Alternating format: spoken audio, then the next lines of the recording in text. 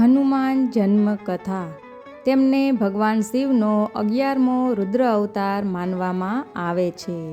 હનુમાનજીનો જન્મ 85,58,112 વર્ષ પૂર્વે ત્રેતાયુગના અંતિમ ચરણમાં મંગળવારે ચૈત્ર પૂર્ણિમાના દિવસે ચિત્ર નક્ષત્રમાં અને મેષ રાશિના સંયોજનમાં થયો હતો. ભારતના આજના હરિયાણા રાજ્યના કૈથલ જિલ્લામાં સવારે 6:03 કલાકે થયો હતો, જે પહેલાં કપિસ્થળ તરીકે ઓળખાતું હતું. હનુમાનજીના જન્મની કથા ખૂબ જ રસપ્રદ છે. એકવાર માતા અંજનાએ પોતાની ઈચ્છા અનુસાર સુંદર સ્ત્રીનો દેહ ધારણ કર્યો. પૂર્ણ સ્ત્રીત્વ સાથે તે સુંદર પુષ્પોની માળા, અલંકારો અને સૌમ્ય વસ્ત્રો ધારણ કરીને વર્ષા ઋતુમાં પર્વતના શિખર પર વિસરવા લાગી. આ સમયે પર્વતની ટોચ ઉપર વાયુ સળસળાટ વહેતો હતો. અંજનાના શરીર ઉપરનું સૂક્ષ્મ વસ્ત્ર વાયુએ ખસેડી નાખ્યું. સર્વાંગ સુંદર એવી યશસ્વીની અંજના ઉપર વાયુદેવે તત્કાળ કામવશ થઈને નજર કરી. તેમણે અદ્રશ્ય સ્વરૂપે પોતાની લાંબી ભુજાઓને પ્રસારી અંજનાને સ્પર્શ કર્યો અને આલિંગન કર્યું. આથી વાયુદેવનું આત્મતેજ તરત જ અંજનાના ગર્ભની અંદર પ્રવિષ્ટ થઈ ગયું. જ્યારે અંજનાને ભાન થયું કે પોતાને કોઈએ ગાઢ આલિંગન કર્યું છે, પરંતુ દ્રષ્ટિએ કોઈ પુરુષ જોવામાં આવતો નથી. આથી ગભરાયેલી અંજના એકદમ ક્રોધિત થઈ ગઈ અને બોલી, મારા પતિવ્રતને કલંક લગાડનાર તું કોણ છે? સામે આવી જા. આ સાંભળી વાયુદેવ તરત જ પ્રત્યક્ષ થયા અને અંજનાને સાંત્વના આપતા બોલ્યા, હે દેવી, તું ભય ન પામીશ. હું તારા પતિવ્રતને નાશ નહીં કરું.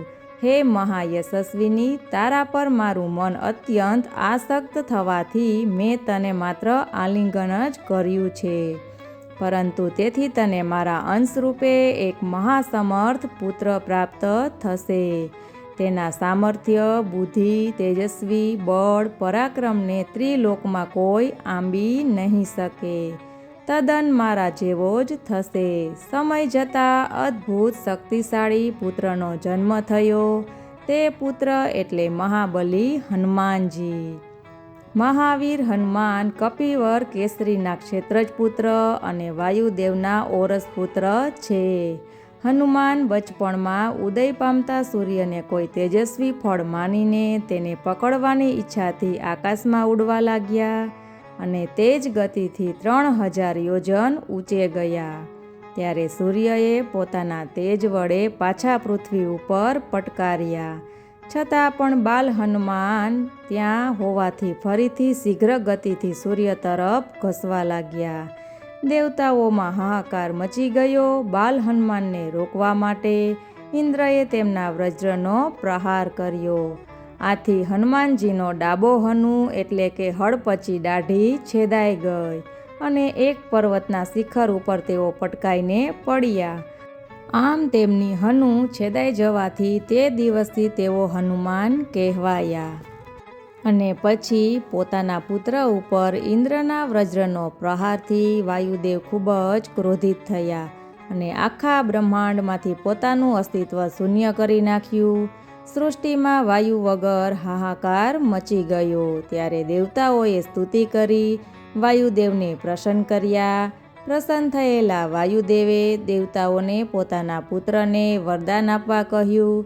તરત જ બ્રહ્માજીએ વરદાન રૂપે હનુમાનજીને શરીર વજ્રનું કરી દીધું અને સર્વ દેવતાઓએ પણ વિવિધ શક્તિઓ આપી હનુમાનજીને મહાશક્તિશાળી બનાવી દીધા. આ રીતે વરદાનના પ્રભાવથી આગળ જઈને હનુમાનજીએ ઘણા બધા પરાક્રમી કામ કર્યા છે. તેઓ બધા ભક્તોમાં પ્રખ્યાત ભક્ત છે.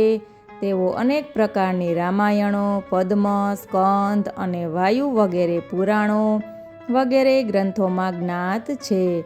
રામ ભક્ત હનુમાન, પવનપુત્ર વીર હનુમાનને તેમના જન્મ જયંતિ પર ખૂબ ખૂબ વંદન. બોલો હનુમાન દેવની જય, બજરંગ બલીની જય. મિત્રો, વિડીયોને શેર અવશ્ય કરજો જેથી માહિતી બધા સુધી પહોંચી શકે. ધન્યવાદ.